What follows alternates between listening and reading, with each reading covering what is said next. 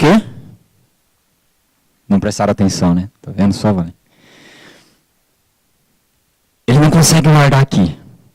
Mas o mais importante é guardar no coração. É guardar onde? No coração. No coração. Nossa mente, ela é falha. Né? Nossa memória é falha. Assim como a memória de qualquer computador.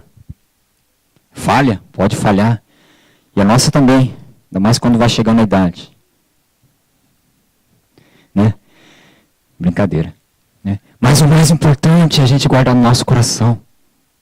É onde realmente vai produzir o esperado. Aquilo que Deus realmente deseja de cada um de nós. É guardar no nosso coração. Isso é o que importa para Deus. Isso é o que importa para mim e para você. É nós guardarmos a palavra de Deus no nosso coração. E nessa noite, nessa tarde, noite, o convite de Deus para mim e para você é que a gente possa guardar a palavra no nosso coração. Não é guardar simplesmente na cabeça.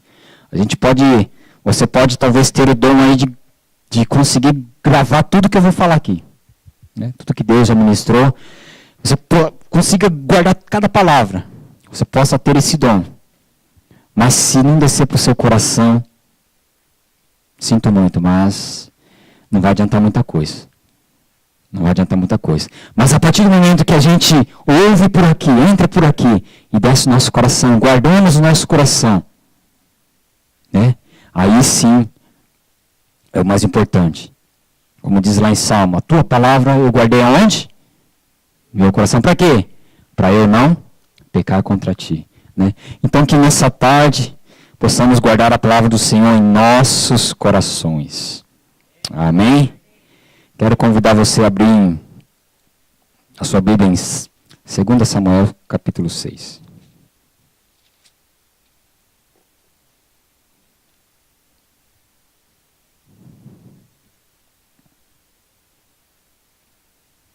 Amém? Diz assim: E tornou Davi a juntar todos os escolhidos de Israel, em número de 30.000. E levantou-se Davi e partiu com todo o povo, que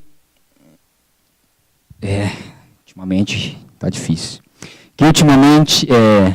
E levantou-se Davi e partiu com todo o povo que tinha consigo de Balaá de Judá, para levarem dali para cima a arca de Deus, sobre o qual se invoca o nome do Senhor dos Exércitos, que se assenta entre os querubins, e puseram a arca de Deus em um carro novo, e a levaram da casa de Abinadab, que está em Geba.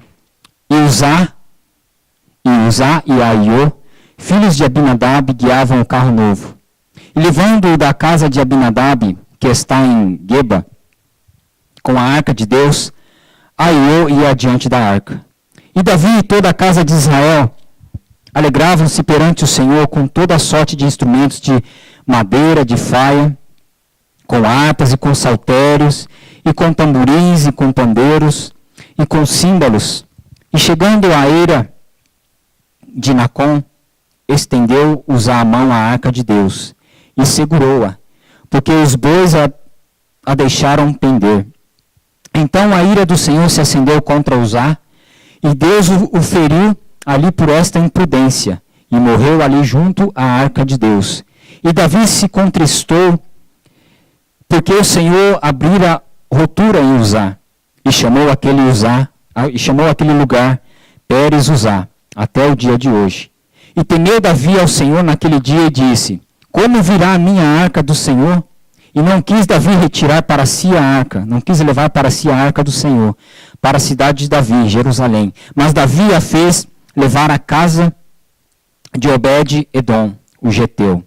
E ficou ali a arca do Senhor em casa de Obed-edom, o geteu, por 3 meses. E abençoou o Senhor a Obed-edom e a toda a sua casa. Amém. Até aqui. Nossa, querido, sabe, ultimamente está difícil de ler essa Bíblia aqui. Ultimamente está precisando chegar mais perto, assim. É a idade. Não, é a idade. Megane. Né? Olha que coisa interessante. Toda a história, né, na realidade, Toda a história, na realidade, ela vai começando lá no outro livro, no livro de 1 Samuel, que eu havia citado. 1 Samuel, no capítulo 4, né? Ali vai se desenrolando toda a história. 1 Samuel, capítulo 4. Acontece algo terrível com a nação de Israel. Algo terrível com a nação de Israel. Por causa da irreverência e desobediência, os filisteus se levantaram contra o povo de Israel, contra o povo do Senhor, e diz que os filisteus prevaleceram contra Israel. Prevaleceram, ganharam aquela batalha. E então, ganhando essa batalha, eles tomam a arca do Senhor. Eles pegam a arca do Senhor, lembrando que a arca do Senhor simbolizava o quê?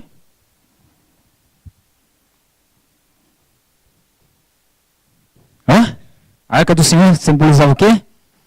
A presença de Deus. Né? Onde a arca de Deus estava, simbolizava que a presença de Deus estava ali. Né? Então ali, nessa batalha, os filisteus, eles prevalecem contra Israel, por causa de uma desobediência.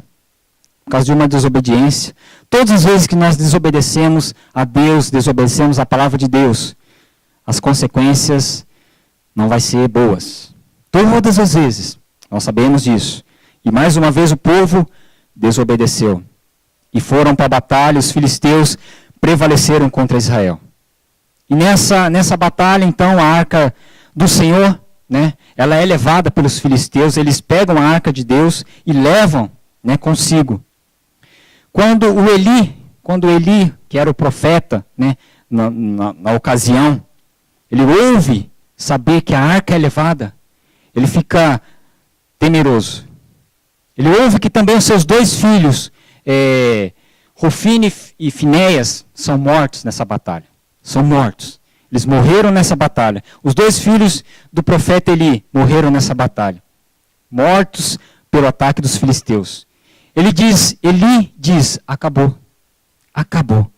Não somente porque os meus 2 filhos morreram nessa batalha, mas porque, principalmente, a arca de Deus havia sido levada pelo povo, pelo inimigo, pelos filisteus. Né? Ele pensa então o seguinte, que a glória de Deus, que antes estava ali no meio do povo de Israel, a partir daquele momento já não estaria mais. Por quê?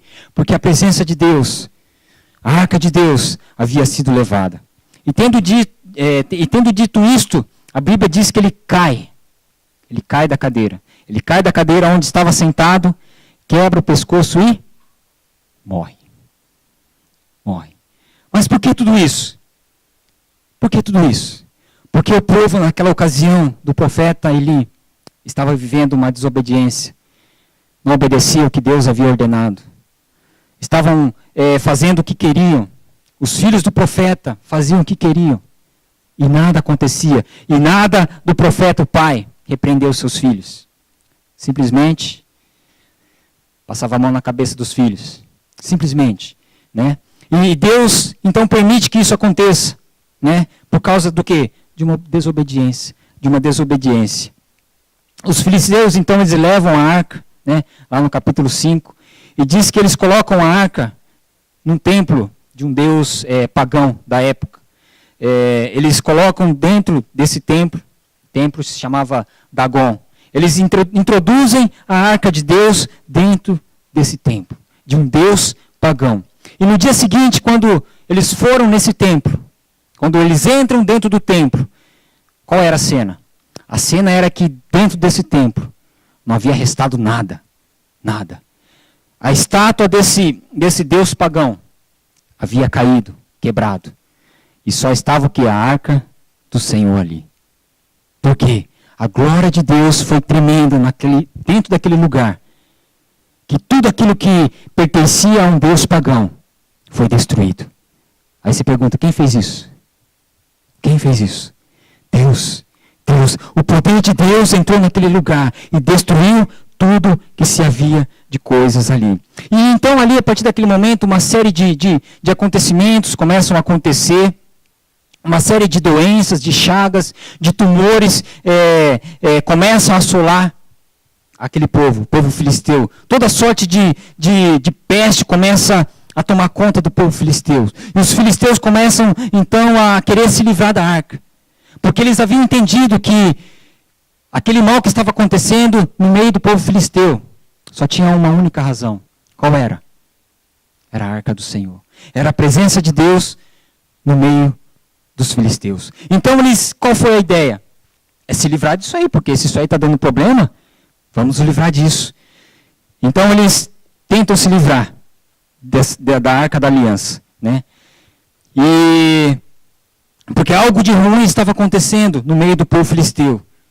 Porque a presença de Deus, a qual eu e você nós servimos, sempre vai trazer frustração de todo o intento das trevas. Sempre, sempre. Porque o nosso Deus, diz a palavra que se Deus é por nós, quem será contra nós? Quem será contra mim? Quem será contra você? Não há ninguém que possa se levantar contra um escolhido de Deus. Pode até se levantar. Pode alguém até se levantar contra você. Seja na sua fábrica, seja na sua escola, seja onde você estiver, seja dentro da sua casa. Podem até se levantar contra você.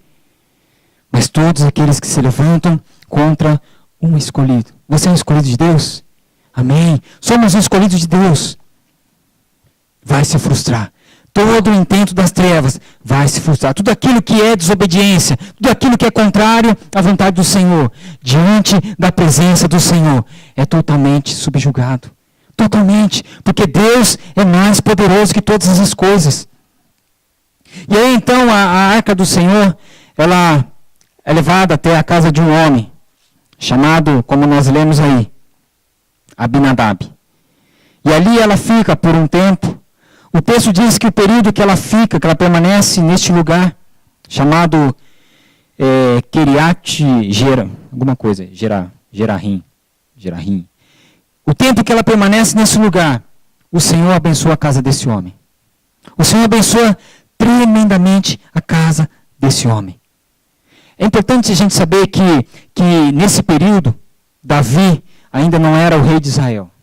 Ele não era o rei de Israel. Davi vai surgir na história, lá no capítulo 15, 16 de 1 Samuel. Nesse tempo aqui ainda, Davi não era o rei de Israel. Não era o rei. Ele então passa todo o perigo, né, de perseguição por parte do rei Saul, né, a história que todos nós conhecemos, até que ele assume o reinado de Israel. E havia um desejo no coração de Davi. Qual era esse desejo? De trazer a arca de volta.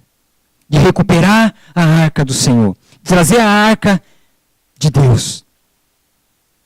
E Davi, então, ele começa tem esse desejo no seu coração de trazer agora em definitivo, né, para a cidade santa, para a cidade de Jerusalém, a cidade de Davi. O desejo de Davi era esse, de recuperar, de trazer a presença de Deus, a glória de Deus para a cidade santa. E Davi então começa a se preparar para isso. É importante que eu e você nós entendamos o que a arca representava, eu já disse isso. Ela representava a própria presença do Senhor, a própria presença de Deus. Tanto é que quando você lê o texto no verso de número 2, diz que essa arca sobre qual se invoca o nome do Senhor, que se assenta acima dos querubins. Então nós podemos ver que a arca do Senhor é muito importante. Era muito importante. E Davi, então, quando assume o reinado, ele tem esse desejo no seu coração, de trazer novamente a arca para perto do povo. Né? Quando as batalhas elas eram travadas, a arca ela sempre ia à frente do povo. Quando o povo saía para a guerra, a arca ia à frente. Por quê? Porque ela simbolizava que Deus estava agindo em favor do seu povo. Que Deus estava agindo no meio do seu povo. Primeira pergunta para nós hoje à noite hoje à noite eu quero falar o que é a presença de Deus. O que ela representa na nossa vida hoje. O que ela tem representado na minha e na sua vida hoje. Como Davi, eu e você, nós tenhamos esse desejo de buscar a presença de Deus. Davi ele tinha esse desejo de buscar a presença de Deus. Para quê? Para que possamos ter uma vida de paz, uma vida de vitórias. Uma vida onde possamos desfrutar, não é somente de bens materiais. Não é disso que nós estamos falando. Não, mas é desfrutar da vida que realmente Deus deseja dar para os seus filhos. Que Ele prometeu que daria a todo filho de Deus. Agora, o que ela representa? O que a presença de Deus é capaz de produzir na nossa vida, na sua vida? Como ela pode trazer a paz, como ela pode trazer a alegria, como ela pode mudar a nossa casa, como ela pode mudar a nossa família. Como? Buscando a presença de Deus. E Davi, com esse desejo de buscar a arca de Deus, a presença de Deus, e nós podemos ver que hoje existem muitas pessoas procurando a Deus. Muitas pessoas procurando a Deus. Não digo somente evangélicos, crentes, cristãos, não digo somente esses. Todos aqueles que frequentam, seja ela uma igreja cristã, seja ela uma igreja, enfim, que se denomina como igreja, seja ela uma seita, seja o que for. Eles vão ali por quê? Por que eles vão ali? Porque eles querem buscar a Deus. Porém, sabemos que em muitos lugares buscar a Deus ali não é o melhor lugar. O lugar correto. Mas todas as pessoas, todo ser humano, tem esse desejo de buscar a Deus. Talvez por caminhos não caminhos corretos, mas estão ali procurando a Deus. Essa tem sido uma busca constante das pessoas, desde o começo. Por quê? Porque há um desejo de ter um encontro com Deus. E aqui está Davi, mesmo com o reinado que ele tinha, mesmo agora estando na cidade santa, a cidade de Davi, o texto diz que Davi queria trazer a arca para a cidade. Davi queria trazer a arca. O texto nos ensina algumas coisas aqui. Primeiro, que precisa haver uma disposição. Uma disposição. Primeiro, precisa haver uma disposição. Disposição onde? Em querer buscar a Deus. Diz aí no verso 2: dispôs-se com todo o povo que tinha consigo. Partiu para Balaá de Judá, para levarem de lá para cima a arca de Deus. Uma disposição, havia uma disposição. Muitas pessoas dizem assim, eu não sinto nada de Deus. Eu não consigo perceber a sua presença. E nos esquecemos o que a Bíblia diz, que nós o encontraremos quando nós buscarmos de todo o nosso coração. Eu não sinto nada de Deus. Eu não consigo. Qual é a nossa disposição para buscar a Deus? Temos buscado a Deus com todo o nosso coração? Deus, Ele está aqui hoje à noite. Por isso que muitas pessoas vêm no culto e dizem assim, eu não senti nada. Mas tudo parte de uma disposição. Não senti nada. Só senti fome. Demorou muito o culto. Só senti fome. Vazio no estômago. Mas tudo parte de uma disposição. De que você veio para o culto hoje à noite. De que nós viemos para o culto hoje à noite. Se você entrou aqui por essas portas com a disposição de ouvir a voz do Senhor. E ouvindo a voz de Deus. Não somente, como diz o Valente, gravar aqui na cabeça. Mas descer para o nosso coração. Essa tem que ser a nossa disposição. E Davi tinha essa disposição de buscar a presença de Deus, buscar a Deus. Primeira pergunta que eu quero fazer e ao mesmo tempo eu quero desafiar é isso. Eu e você, nós temos se disposto a buscar a Deus. Temos colocado uma disposição na nossa vida de buscar a Deus. Não é uma disposição dominical, de vir ao culto, mas uma disposição diária, de segunda a segunda. Não é uma disposição somente de domingo, 5 horas da tarde. até às 7 horas da noite. Fiz a minha parte. Não.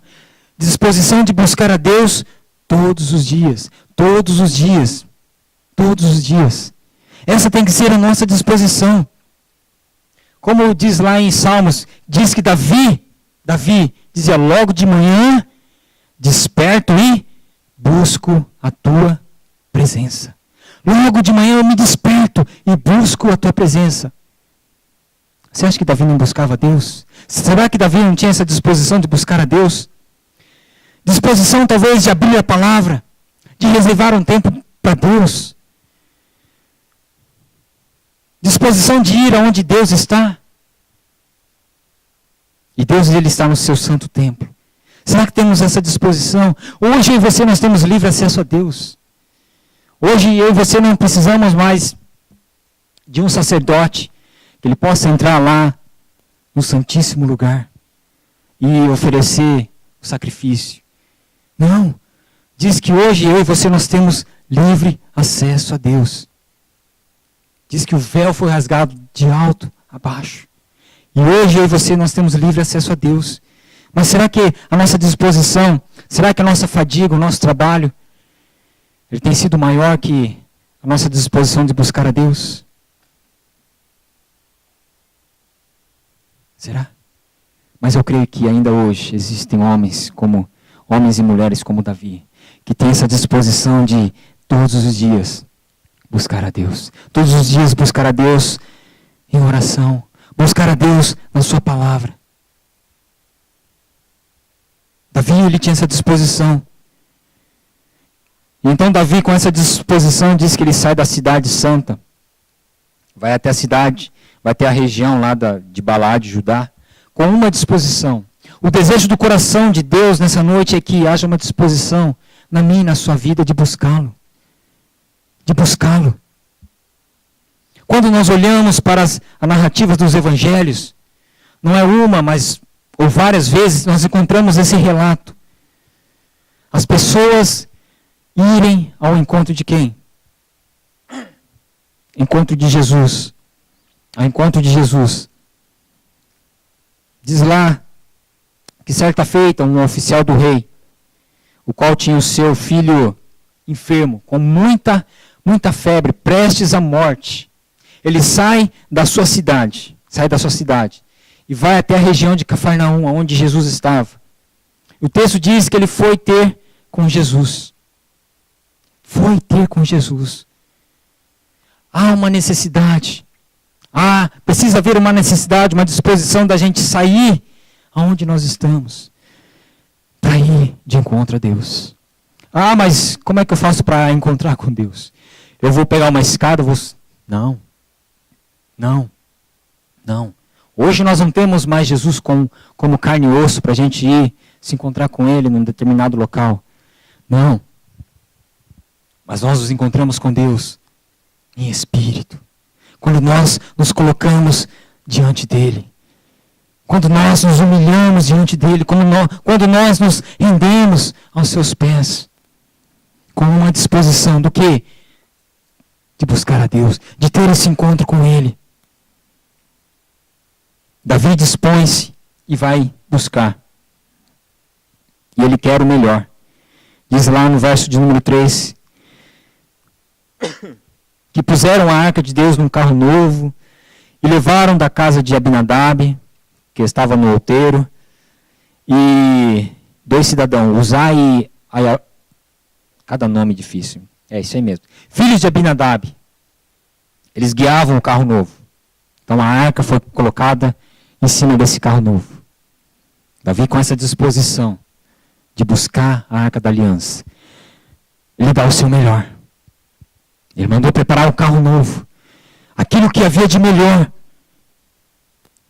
E chamou lá 2, seguinte, vocês vão guiar o carro aí. Põe a arca aí, colocaram a arca em cima desse carro, e diz que eles foram guiando esse carro novo, né?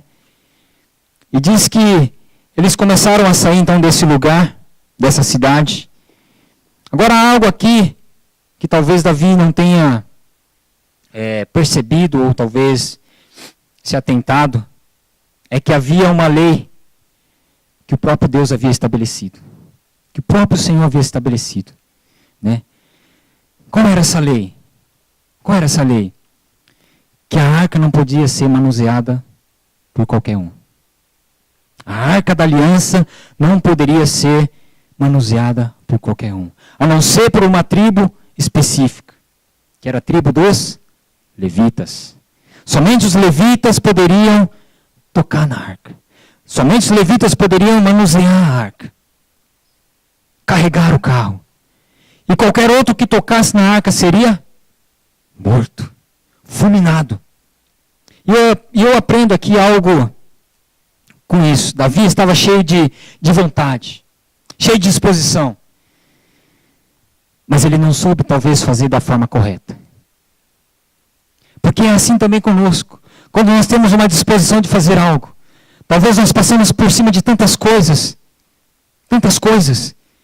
que nós nem nos apercebamos, mas que talvez aquilo que a gente pulou vai trazer uma consequência não muito boa para nós. E Davi com essa disposição de querer fazer o melhor, foi a mesma coisa. Ele talvez não se atentou para isso. Ele não se atentou. Às vezes nós fazemos a mesma coisa. Temos essa disposição. Queremos buscar a Deus, mas queremos buscar do nosso jeito. Né, Valente? Queremos buscar a Deus do meu jeito, da minha forma, da maneira que eu acho correto, da maneira que eu acho que está certo. Bom, eu vou ser crente, mas do meu jeito. Eu vou ser do meu jeito, da minha forma. Eu vou ser crente, mas eu não vou seguir aquilo que Deus estabeleceu. Eu não vou fazer. Tem gente que quer ter um relacionamento com Deus, mas não quer seguir regras, ordens, leis, mandamentos. O Deus a quem nós buscamos é um Deus de regras, é um Deus de ordem. Ele não é um Deus de confusão, ele é um Deus de ordem. Ele é um Deus de ordem. Há uma forma, há uma maneira pela qual Deus estabelece que nós cheguemos até a sua presença. Hoje nós não precisamos, como eu disse, de uma arca. Não precisamos de uma arca para ter um relacionamento com Deus. Hoje nós não precisamos de algo que simbolize a Deus para termos um relacionamento. Mas nós precisamos sim de um único caminho. De um único caminho, que é Jesus. Que Jesus disse, eu sou o caminho, a verdade e a vida.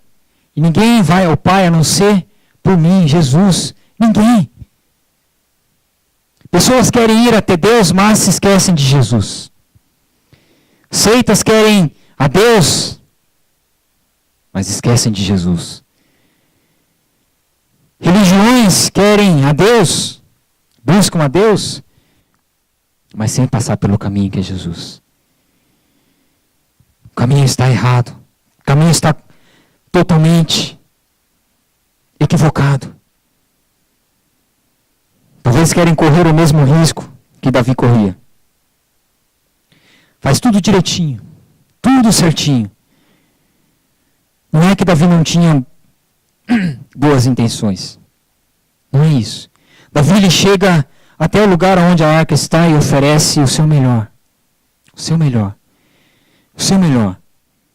E tudo no princípio parece tudo muito correto. Parece tudo muito correto.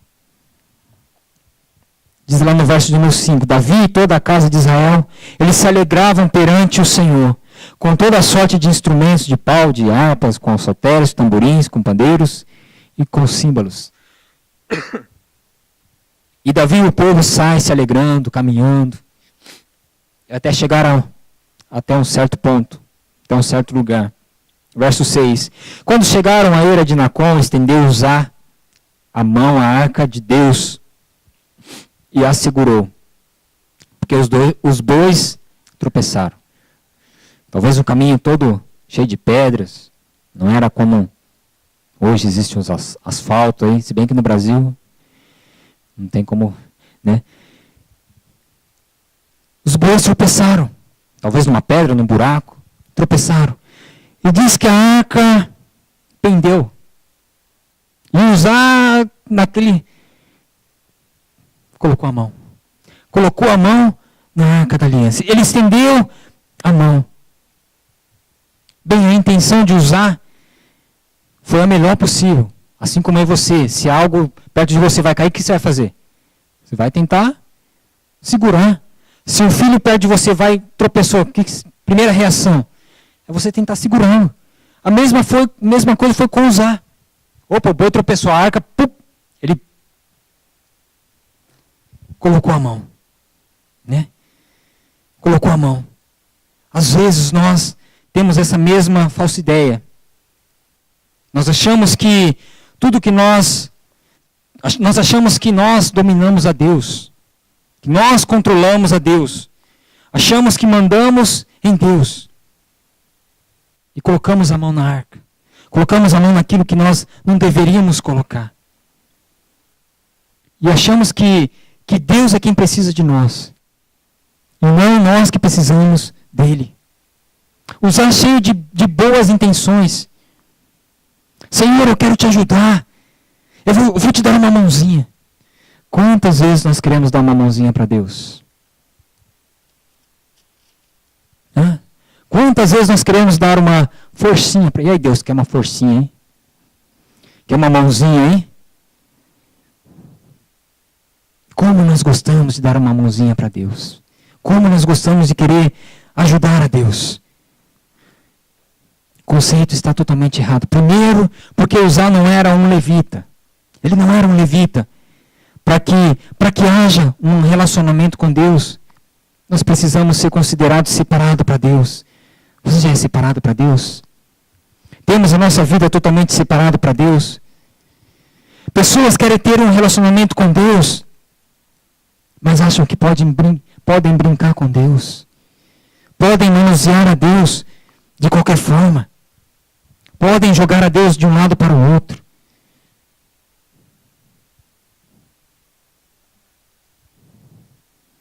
E dançam na presença de Deus, querem manusear a Deus. E acham que podem colocar a mão na arca. Uzá, ele põe a mão na arca. Ele estendeu a mão sobre a arca. E Davi, cheio de boas intenções. O texto diz que Davi se desgostou. Se contristou. Ficou desgostoso com Deus. Davi se desgosta, se contrista com Deus. Ficou triste com Deus. E tem muita gente que está desgostosa de Deus. Triste com Deus. Porque achou que as coisas deveriam ser como ela queria. Como eu queria, como você queria. Achamos que o nosso desejo tem que ser realizado. Achamos que Deus talvez seja como o gênio da lâmpada. Não, Deus não é um gênio da lâmpada. Deus, ele é Deus. Davi, ele se desgostou. Ficou triste, verso de número 8. Se contristou. Não vou levar mais Deus, não. Não vou levar mais a arca, não. Ficou triste porque Deus fulminou Uzá. Ficou triste porque Deus matou Uzá. Mas por que isso aconteceu? Porque estava da forma errada. Ele não era um levita. Ele não era uma pessoa habilitada para estar conduzindo a arca. Mas aí Davi tomou as dores. Tomou as dores. Se ficou triste com Deus. E aí, ficando triste com Deus, diz que ele não queria mais levar a arca. Como se fosse uma mercadoria. Como se fosse algo que ele havia comprado. Estou chateado em Deus. Vou lá, te pego, estou levando você para minha casa, com a maior boa vontade, com tudo que eu tenho de melhor. E o Senhor faz isso. Mata o meu amigo. Agora também vai ficar aí de castigo. Não vou te levar para casa, não. Começa a fazer um joguinho com Deus. Davi. Davi também era Davi. Davi também era homem. Pensando. Foi o que Davi fez. Foi o que ele fez. É o que está relatado aí. Ele se desgosta de tal forma que ele declara que a arca fique em outro lugar. Não quer mais levar Deus para casa. Declara que fique na casa de outra pessoa. Fique na casa desse tal de Obed-Edom. Fique na casa desse homem, né? O geteu. E Davi volta para casa sem a presença de Deus. Volta para casa sem a arca. Quantas pessoas hoje entram dentro da igreja, saem da igreja, entram na igreja, saem da igreja, entram na igreja, saem da igreja, sem levar a presença de Deus, sem levar a presença de Deus para casa, sem levar a presença de Deus dentro do templo, que somos eu e você. Por quê? Talvez porque Deus não fez o que você queria. Ah, não, Deus. Assim não dá. Eu queria isso, o Senhor não fez isso. Eu queria isso, o Senhor não fez isso. Eu queria isso, o Senhor fez aquilo. Não quero, Deus. Não quero. Não quero. Davi foi a mesma coisa. Tantos jovens hoje até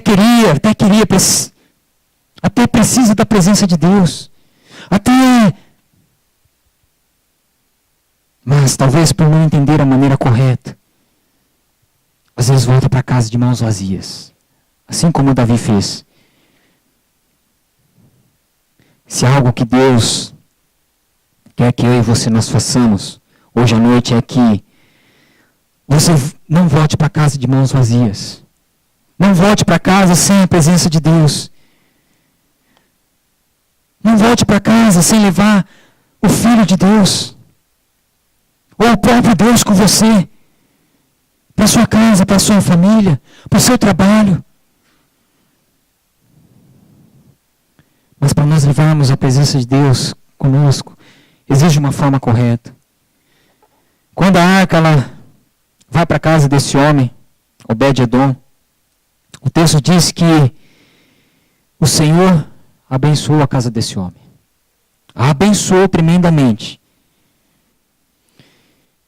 E eu fico, talvez, imaginando, pensando, como deve ter ficado a cabeça de Davi. Começar a dar a volta, assim, né? Puxa, eu queria ter levado a arca. E às vezes também nós ficamos questionando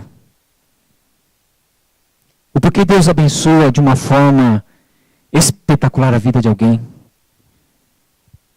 E não abençoa talvez a minha da mesma forma que a outra pessoa. Puxa vida, aquele homem é tão próspero. E por que eu não sou tão próspero assim? Mas pode saber de uma coisa. Todos aqueles que o buscam, todos aqueles que a presença do Senhor é real, são alvos da sua bênção e do seu favor. São alvos da bênção de Deus. Porque quem anda com Deus é alvo do seu favor e da sua graça. Quem anda com Deus, quem caminha com Deus, tem a bênção de Deus. Não tem outro jeito. E muito provavelmente depois, né, de algum tempo disseram para Davi, Davi, a casa do homem lá tá bênção, hein? Tá bombando. Você não quis levar a arca? Você não sabe o que está perdendo. A casa do Obed lá tá chique no último. Tá bom demais. É bênção por todo lado. É bênção saindo pela janela. Porque diz que Deus abençoou a casa desse homem. Sobremaneira. Sobremaneira. Né? E Davi deve ter ficado ali se questionando. Puxa, por que eu fui fazer isso? Né? Por que eu tive essa atitude? Por que eu fui tomar essa decisão? Por quê? Forma errada. Forma equivocada.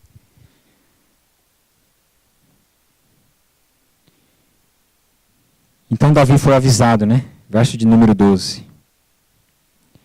O Senhor abençoou a casa de Obed-Edom e tudo quanto tem. Olha só. Por amor da arca de Deus. Por amor da arca de Deus. Outra coisa, nós não fazemos nada por merecer bênçãos. Nós temos que parar com a ideia que nós fazemos uma barganha com Deus. Não, eu tenho sido tão bonzinho, Deus. O Senhor vai me abençoar? Não, Deus, eu vou dar o dízimo, vou dar minha oferta. Mas o Senhor sabe, né? O dobro. Muitas pessoas querem fazer uma barganha com Deus. Para quê? Para receber a bênção de Deus. Para receber talvez algo de Deus. Deus, Ele te abençoa por causa daquilo que Ele é. Deus, Ele é bom. Ele é misericordioso. Ele é cheio de graça. E Ele tem prazer em nos abençoar. Ele tem prazer em nos abençoar. O texto diz isso, Deus abençoa a casa de Obed-edom. E não diz lá que Deus abençoou aquele homem porque ele era o homem que tinha mais fé. Não, não. Por quê? Porque a presença de Deus é o único motivo pelo qual eu e você nós podemos ser abençoados. Somente por isso. Por isso você não pode ir para casa hoje sem ter a doce presença de Jesus na sua vida. Você não pode sair daqui hoje achando que pode levar a vida da maneira que eu e você nós quisermos. Acharmos correto, acharmos que está certo. Não, não podemos. Existe uma maneira correta, existe uma forma correta, que é através da presença de Jesus na nossa vida. Há um caminho correto. E Davi, talvez, então, depois de um certo tempo, ele entendeu isso. Ele entendeu. Ele entendeu. Olha o que diz o verso de número 12, na parte B. Foi, pois, Davi, e com alegria fez subir a arca de Deus à casa de Obed-edom, a cidade de Davi. Davi, então, ele foi buscar novamente a arca. Ele ouviu o que se havia feito. Por ouvir aquilo que Deus havia feito em favor daquele homem, o coração de Davi se encheu, se dispôs mais uma vez em buscar a arca do Senhor, em buscar a presença de Deus, mas agora da forma correta. Porque ele talvez havia aprendido que havia uma forma. Sabe, o nosso testemunho ele é importante, muito importante. A nossa vida ela é muito importante. Talvez não seja um testemunho que venha impactar as pessoas que estão ao nosso redor. Porque tem pessoas que realmente têm testemunhos fantásticos, né? Tem pessoas que têm testemunhos assim, de só você olhar e falar, meu Deus. Mas talvez eu e você, nós não tenhamos um testemunho assim tão maravilhoso como de pessoas. Mas sabe qual é o testemunho que eu e você nós precisamos dar? É daquilo que Deus está fazendo, está fazendo na sua vida. Esse é o maior testemunho que eu e você nós podemos dar para as pessoas. O testemunho daquilo que Deus está fazendo e ainda fará na nossa vida. É de nós compartilharmos a nossa conversão. É que as pessoas elas ficam interessadas. Todos nós aqui tivemos um jeito diferente de nos convertermos. Outros convidados, outros, não sei, talvez passando em frente de uma igreja. Enfim, vários. Talvez através de uma palavra. Davi ele ouve falar daquilo que estava acontecendo na casa desse homem. E diz que ele vai com alegria no seu coração. Afinal de contas, eu também quero ser alvo das bênçãos de Deus. Davi talvez dizendo, eu também quero ser alvo da bênção do Senhor. Homem, mulher, meu irmão, minha irmã, jovem, nós temos que ter essa alegria de buscar a Deus. Alegria no nosso coração em buscar a Deus, em buscar a presença de Deus. Porque quando nós assim fazemos, nossa, aí que Deus enche ainda mais o nosso coração de alegria. Talvez se algo que possa estar trazendo tristeza na nossa vida, no nosso coração, se algo que esteja perturbando a nossa vida. Porque para mim é assim, comigo é assim, quando existem questões que eu preciso resolver, enquanto eu não resolvo, aquele negócio fica ali. Fica ali. Fica batendo. E isso traz podemos dizer, uma agonia. Não sei se é com você também. Quando existe uma questão que precisa ser resolvida, fica algo batendo. Mas quando o nosso coração ele se enche de alegria, como Davi fez, ele foi com alegria buscar a Deus. Quando nós assim fizemos, tudo aquilo que, como diz a palavra, a paz que excede todo o entendimento, ela vai ser derramada sobre mim, sobre você. Davi então ele desce novamente para aquela cidade. Verso de número 13 diz que quando os que levavam a arca do Senhor tinham dado 6 passos, diz que Davi sacrificava bois e carneiros cevados. Olha o churrasco que estava acontecendo naquele dia. 6 passos para um boi dar, não é muito passo, não é muita distância não. 6 passos que o boi dava para churrasco. Hã? Já pensou? Já pensou, Rogério, nessa festa aí? 6 passos para. Vamos sacrificar aí. Tamanha era a alegria no coração de Davi. Tamanha alegria. Quando ele foi buscar, primeira vez, não disse que ele sacrificava. Diz? Não. Bota aí em cima aí, vamos embora. Carrega esse trem aí, vamos embora. Forma correta. Jeito correto. Coração alegre. Agora da forma correta. Sacrificava bois e carneiros cevados. Há uma ordem, há uma maneira para que Deus vá para casa conosco. Não foi sacrificado nem bois, nem carneiros, mas o Cordeiro Santo foi sacrificado por mim e por você. O Cordeiro Santo de Deus, para que ele possa ir para casa conosco. Jesus foi morto em nosso lugar. Nosso lugar, como foi a ministração do presbítero semana passada. Morreu em nosso lugar. O que isso representa para nós hoje? O que a crucificação de Jesus representa para nós hoje? O que representa para nós? Jesus foi morto em nosso lugar. E quando Davi sacrificava, ele dançava com todas as suas forças diante do Senhor, diante da arca. Porque a alegria da presença de Deus era algo tão poderoso que tomava conta da vida de Davi. Tão maravilhoso. Ele dançava, ele se alegrava. Por isso que não pode ter crente murcho. Por isso que não pode ter crente bravo. Jovem então nem se fala. Nem se fala. Né, Lucas? Nem se fala. Murcho. Já pensou? Não. Não pode. Porque a alegria do Senhor é a nossa força. Diz que Davi se alegrava. Porque quando Deus está presente na nossa vida, é algo gostoso demais, é bom demais. Temos que botar um sorriso no nosso rosto. É isso aí, Lucas, ó, sorriso do garoto ali.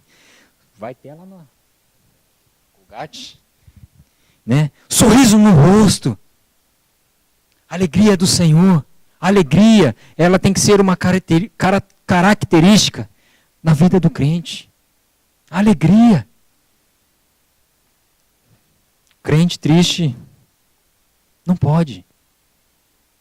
Não pode. É lógico que teremos aflições. Jesus mesmo disse: no mundo tereis aflições, mas tende um bom ânimo, porque eu venci o mundo. E vocês, estando em mim, sobre a rocha, vocês também poderão vencer. É isso que define o povo cristão. É o povo que tem uma alegria diferente. Um povo que tem uma alegria diferente. Um povo que sorri. Tem um sorriso que não precisa beber para dar risada. Precisa tomar uns goró para dar risada. Porque eu tinha um amigo que trabalhava com ele no Brasil. Aquele cara era muito... Ele era só tomar meio copo de cerveja que ninguém segurava. 3, 4 copos então, vixi, imagina aí, né? Não, a gente não precisa beber para dar risada, para se alegrar. Não, não. A presença de Deus na nossa vida, é o que traz alegria no nosso coração. É o que põe o sorriso no nosso rosto. É isso. E Davi, então, ele vai para casa se alegrando, levando a arca, vai sacrificando, fazendo churrasco. Assim como todo Israel, diz o verso 15, assim como todo Israel fez subir a arca do Senhor, com júbilo e ao som de trombetas. A alegria de que Jesus está indo para casa. E ao saber de que se Deus está indo para casa conosco, bênção espera por mim e por você. Não existe outra forma. Bênção está à nossa espera a partir do momento que nós levarmos a presença de Deus conosco. A presença do Senhor conosco. Nós não podemos sair daqui hoje à noite achando que amanhã vai ser mais uma segunda-feira igual. Não. Mais uma segunda-feira de trabalho, 8 horas da manhã, 6 horas da manhã acordo, 8 horas da manhã bato o cartão, trabalho até meio-dia, almoço, 1 hora eu volto, 5 horas eu vou embora. Não. Chego em casa, tomo banho, vou dormir. Não podemos achar que amanhã vai ser mais uma segunda-feira. Se nós levarmos, se você levar Jesus para casa hoje, nós vamos ser alvo da misericórdia, da graça e do amor e da vontade de Deus. Nós seremos alvo disso. Agora sempre aparece gente como a mulher de Davi. Sempre vai aparecer mulheres, estou dizendo para você mulheres, sempre vai aparecer pessoas como a mulher de Davi. Sempre. Aqui podemos colocar o homem como mulher. Sempre. Verso de número 16. Ao entrar a arca do Senhor na cidade de Davi, Mical, filha do rei Saul, estava olhando pela janela e vendo o rei Davi, que ia saltando e dançando diante do Senhor, o desprezou no seu coração. O desprezou no seu coração. Tem gente que vai ficar chateada em ver você feliz. Tem gente que vai ficar triste em ver um sorriso no seu rosto.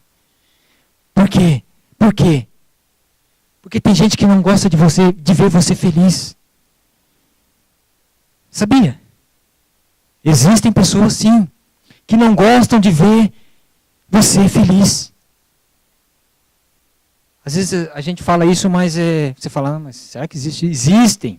Existem pessoas tão amarguradas, que se vê uma pessoa sorrindo do seu lado, não sei nem o que essa pessoa é capaz de fazer. Ela é capaz de fazer um mal para você. Existem pessoas assim. Assim como já existia lá naquele tempo, como a mulher de Davi, Mical.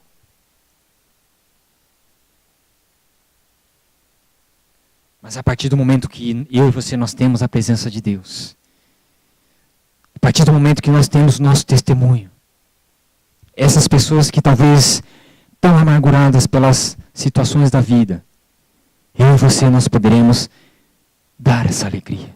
Eu e você nós podemos compartilhar essa alegria. Eu e você nós temos isso. De graça recebeste, de graça daste. De graça daste. Hoje eu não entendo porque existem pregadores que cobram para ministrar. Eu não consigo entender. Diferente de uma oferta. Aqui está a oferta. Não, eu cobro tanto para ir pregar lá na sua igreja. De graça recebeste, de graça daste. Eu recebo a palavra de graça. De graça. Então, sabe quanto é? Essa palavra aí custa caro. Custa caro. De graça recebeste, de graça. Bem, isso aí já é outro assunto. Né? Mas de graça nós recebemos a alegria. De graça nós recebemos. De graça nós temos que dar. De graça nós temos que dar. Mas havia, e hoje como existem também, pessoas como a mulher de Davi. Diz que vendo Davi ali com toda aquela alegria, fazendo festa, dançando, pulando na presença de Deus, diz que ela desprezou no seu coração, seu esposo.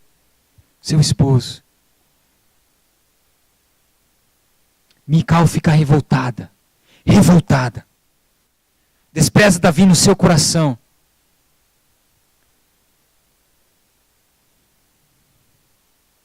Mas Davi não quer nem saber com isso.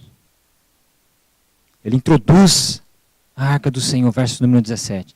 Ele introduz a arca de Deus. Colocaram a arca no seu devido lugar. Davi não quis nem saber do que a sua mulher pensou, imaginou, colocou no seu coração. Davi foi e colocou a arca no seu devido lugar. Há um lugar da presença de Deus. E é no meu e no teu coração. Como disse o nosso irmão Valente. Deus não é para ficar de amuleto. Como um símbolo, como uma imagem. O lugar da presença de Deus é no nosso coração, é no meu e no seu coração. Mas Mical, verso 20. Voltando Davi para abençoar a sua casa, Mical, filha de Saul, saiu ao seu encontro e lhe disse: que bela figura fez, hein, rei de Israel? Se descobrindo todo. Olha quais foram as palavras de Mical. Bela figura, hein? Bela coisa que você fez aí, hein, Davi? Bela imagem de um rei se descobrindo todo aí. Porque ele tirou a sua túnica, a parte da sua túnica de rei. E ele ficou simplesmente com as suas partes íntimas cobertas. Né? O rei não queria nem saber. Davi não queria nem saber. Ele estava se alegrando na presença do Senhor. Ele não estava nem aí com o que as pessoas estavam pensando dele, imaginando, falando. Mas a mulher de Davi disse que coisa linda, hein? Coisa bonita. E tem muita gente que age desse mesmo jeito hoje. Muita gente. Bonito, hein? Essa é a hora de chegar da igreja? Essa é a hora de chegar da igreja? Como tem de Mical por aí ainda hoje? Muitos, né? Para não falar somente das irmãs, das mulheres. Muitos e muitas.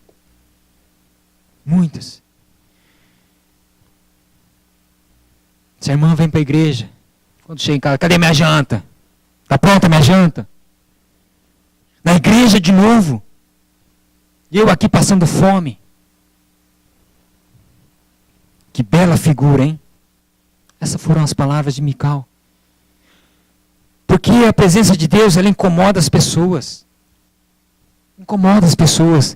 Mical repreende Davi. Que bela figura aos olhos da sua serva, dos seus servos. Como sem pudor, se descobre como um vadio. Essas foram as palavras de Mical. Como qualquer pessoa, você se descobre tentando tirar da vida a alegria. Tentando tirar da vida aquele momento tão especial que a glória de Deus, que a presença de Deus havia produzido na vida dele.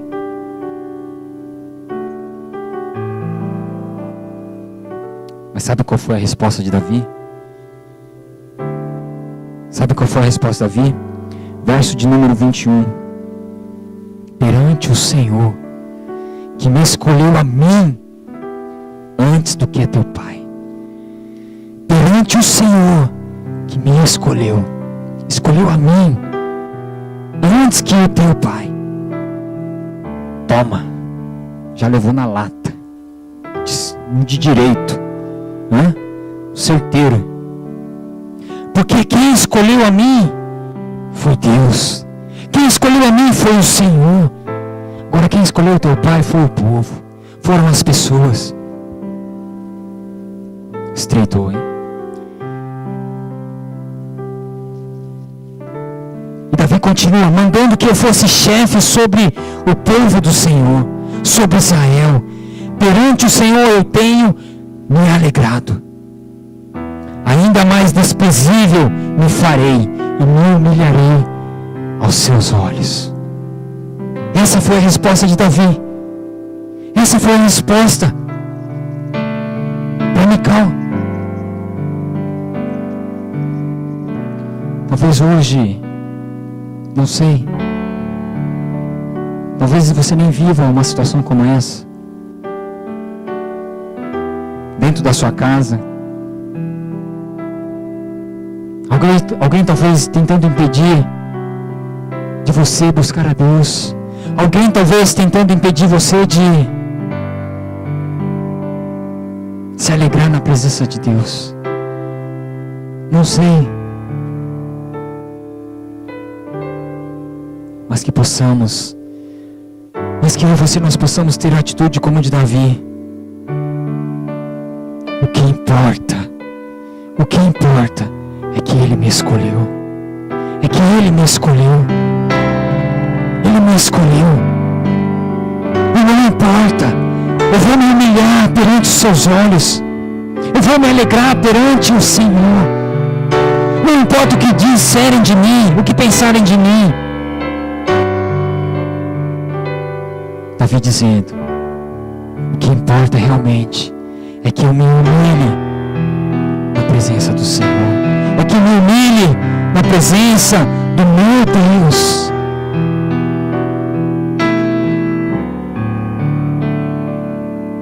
E eu estou me alegrando na presença do meu Deus. Eu estou pulando na presença do meu Senhor. Porque Ele me chamou, porque Ele me escolheu. Davi continua dizendo, quanto às servas, quanto aos servos de quem você acabou de falar, delas e deles eu serei honrado. E sabe qual foi o resultado de tudo isso? Qual foi o resultado de tudo isso? Desse levante,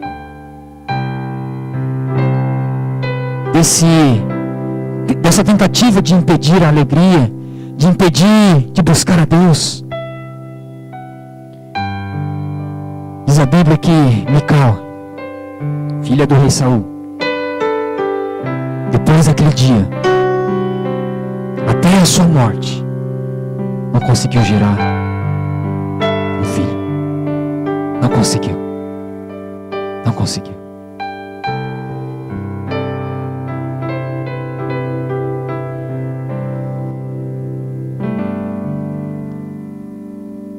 É a busca de Deus. É a busca pela presença de Deus. Porque Davi levou a presença de Deus para sua casa. O desejo de Davi era somente um. Como nós lemos no verso de número 20. Que era de abençoar a sua casa. Abençoar o seu lar. Porque a presença de Deus, ela vai produzir isso. A bênção de Deus dentro da nossa casa. Se você tem buscado a Deus esses dias, não importa quanto tempo, se 1 ano, 3 anos, 5 anos, alguns meses, se você tem buscado a Deus, saiba de uma coisa: a bênção de Deus está sobre a sua vida. Mas que para isso aconteça, nós precisamos entender que existe somente um caminho. Só existe somente um caminho, que é através da pessoa de Jesus Cristo, que se entregou por mim e por você, que se deu, que morreu em mim e no seu lugar.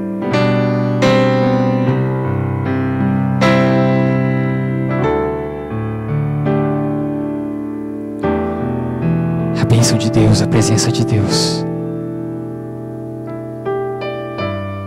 Depois de Davi entender que havia uma forma correta, depois de Davi entender que todo um processo de busca a Deus exige uma forma, uma maneira correta. Quando ele entendeu isso, ele alcançou a graça e a misericórdia de Deus. Ele alcançou a bênção de Deus. Não importava o que pensasse dele, o que falasse dele. O que importava é que ele estava se alegrando diante de Deus. Quero orar com você nessa noite, igreja. Quero orar com você.